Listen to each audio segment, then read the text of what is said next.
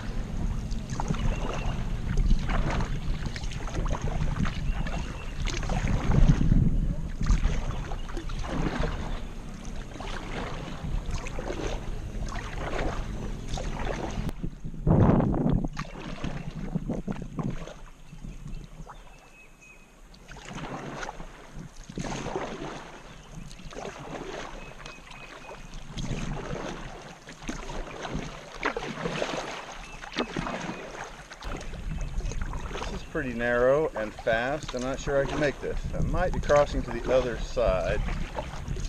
Let's see how this works. It's not very far to get up to the next flat place, but it's just very fast.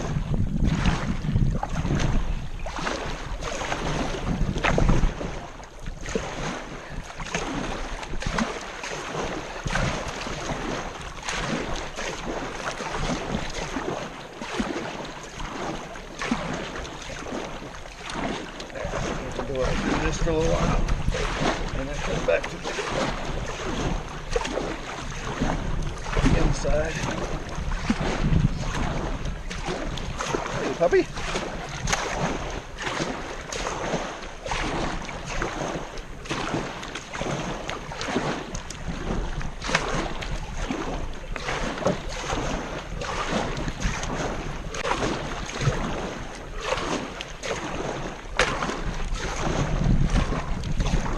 These creeks and rivers recut themselves every year. That last bit was never that hard before because there was a wider channel where that sandbar was to my left. That's where the channel used to be, and it was wider and slower. But now it's built that sandbar up and narrowed down and just cut a small channel across it. Going up this little, about a 1-foot drop off, it makes about an 8-inch, 6-inch lip of water there. There's just a little concrete curb, and sometimes I can make it over that. It all depends on how fast the water's going, how fast I hit it, where I hit it. So I'm going to try this. A lot of times this chute on the far right hand side is good. I'll head for that first. Might be too shallow.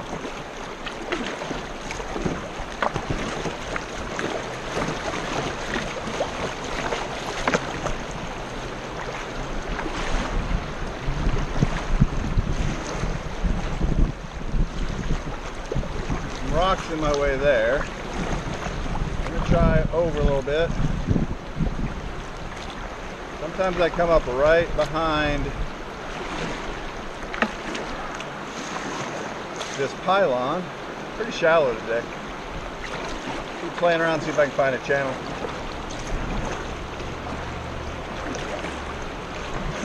Right, almost straight ahead of me here. Let's try this.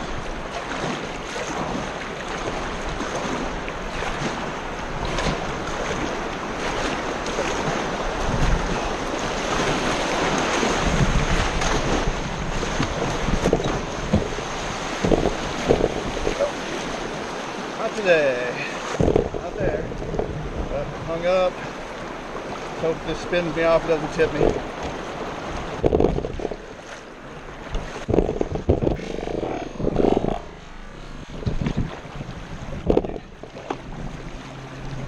I'll be walking this one today.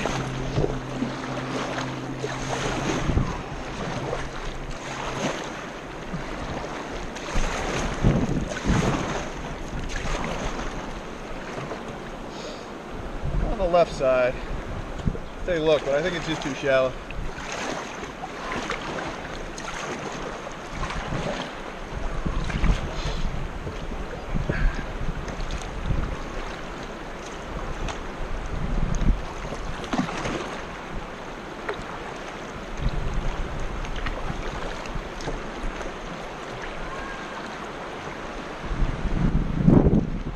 Now I got a rock dam right in front of me.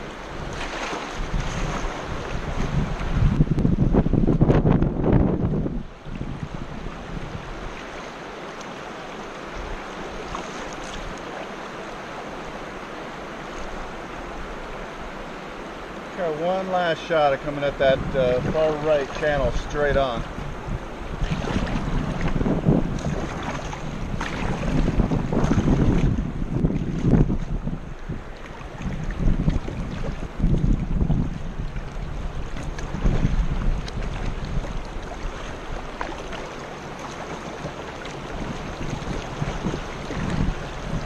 It's awful shallow through here. Yeah.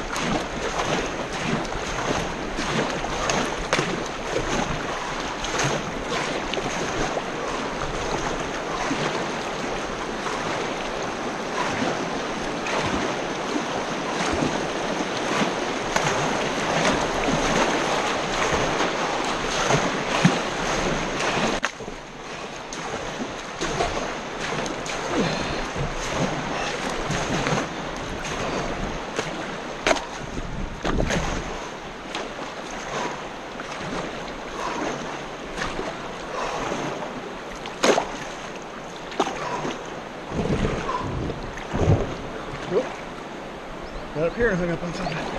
Well, I made it. It was not graceful.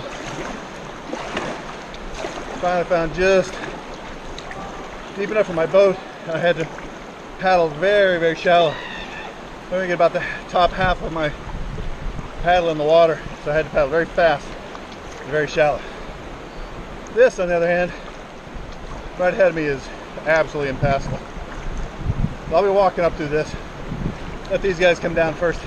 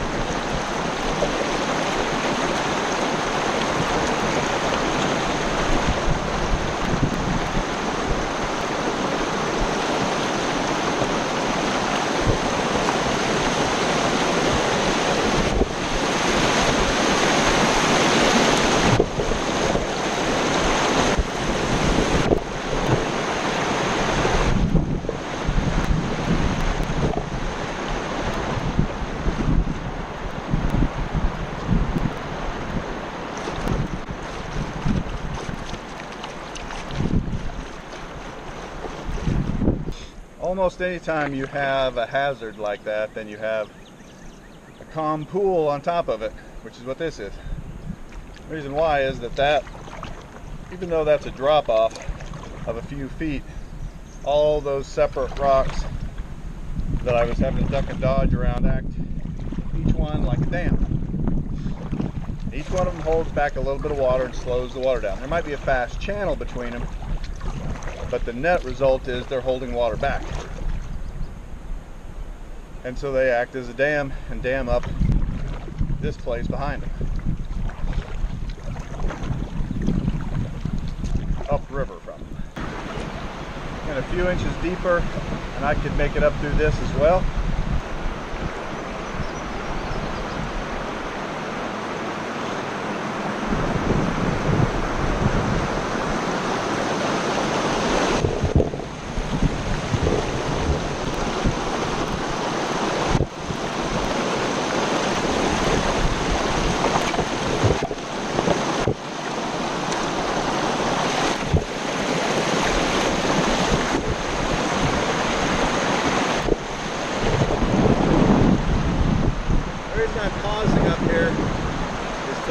The currents to see if there's a way when I come back down to shoot through this and not have to stop. There's actually one chute over here I could probably make, so I'm going to try to remember that when I come down to aim for this. I can kind of see the main channel of water right over there. That's what I'm going to aim at to try to get over this little lip.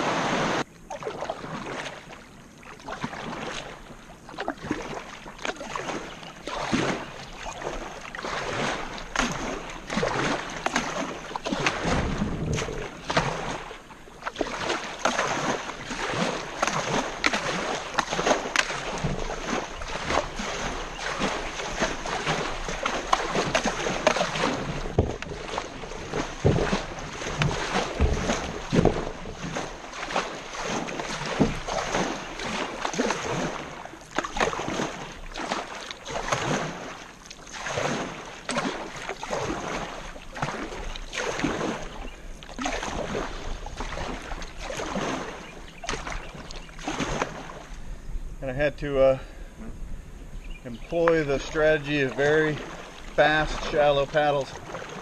You might be able to hear on the camera when the boat scrapes along the bottom.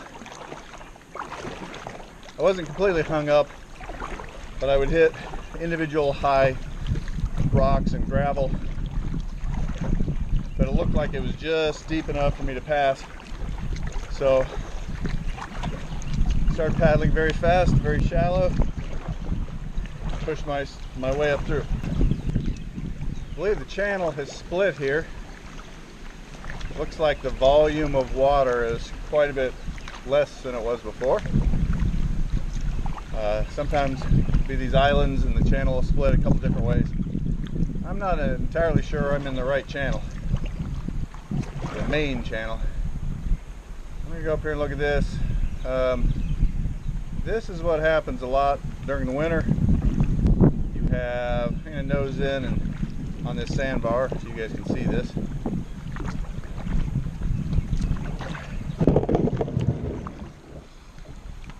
You have trees down in here. Now when the spring rains come, some of these may get washed out. Some of it might get worse if they lock up and other things wash down on them. You can get this channel where you can't pass it at all. Oftentimes when that happens, kayakers and canoeists will forge a little trail around it through the woods, and you just portage around it.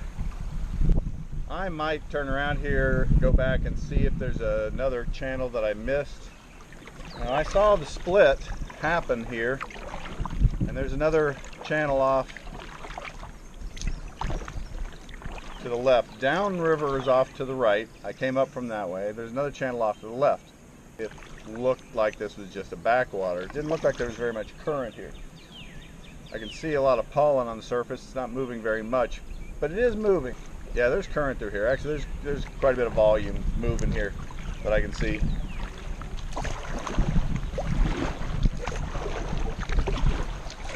Well, I was trying to get up through this, and I still might be able to. I got to watch out for this log on the left. I wish this little stick wasn't in my way. Those can cause you problems if you can't paddle around them sometimes. I'm going to just try to muscle through this stuff. Can't really go where I want to be on the left. it's too shallow.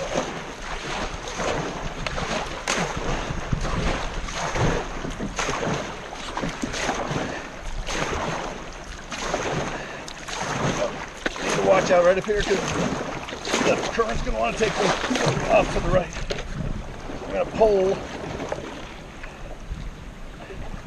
I need to go left here. This little jet going off, cutting through on my right wants to pull me over. If I could get my nose swung to the left, I got some good stuff over there. So I'm going to back up, see if I can't make that maneuver.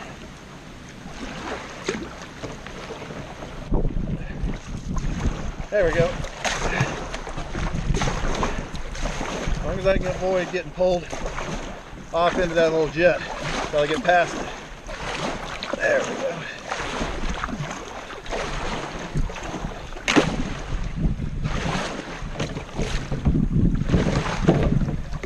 Hung up, get my paddles into the sticks on the left.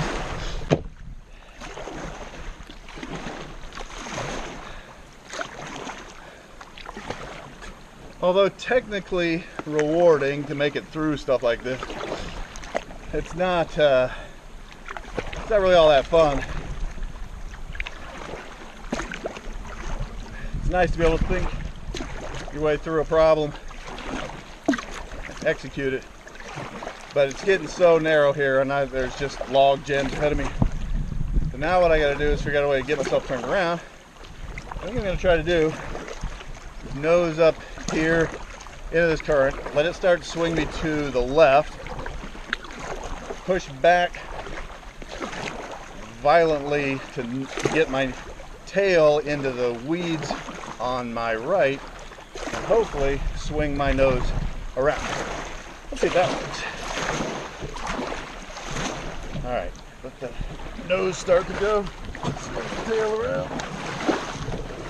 Wedge the tail into the weeds. Let that push my nose around. There we go.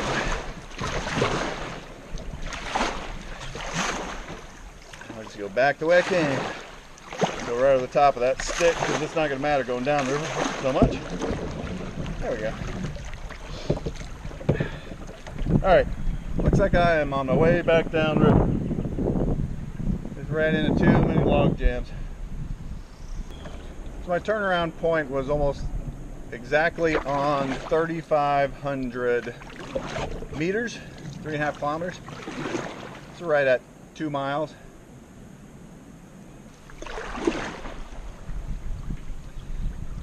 Going downriver, sticking to the main channel isn't that hard because the current's going to kind of make you do that.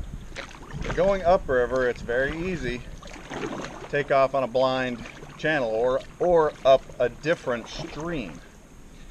You're going upriver, one down channel might look about like another, like it did to me over here. Which is where GPSs and mapping and knowing your terrain comes in handy.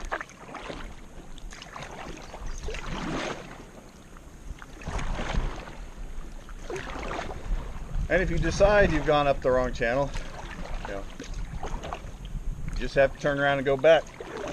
Follow the current back down the way you went up. It will bring you back to where you veered off the main channel. All right. Ended up being about 6,300 meters, 6.3 kilometers. I did about 3.5 kilometers up, about 3 kilometers back. Took me about an hour and a half. You always go up farther than you come back down because going up, you're searching out channels and coming back down, you're just riding the current much straighter line. Hit a lot of rocks today. The water's a little shallow. It's going into the wind. You can probably hear it in the camera. But all in all, a good day. So thanks for joining me. I'm Randy Ridings. This has been Counter Current Kayaking 101.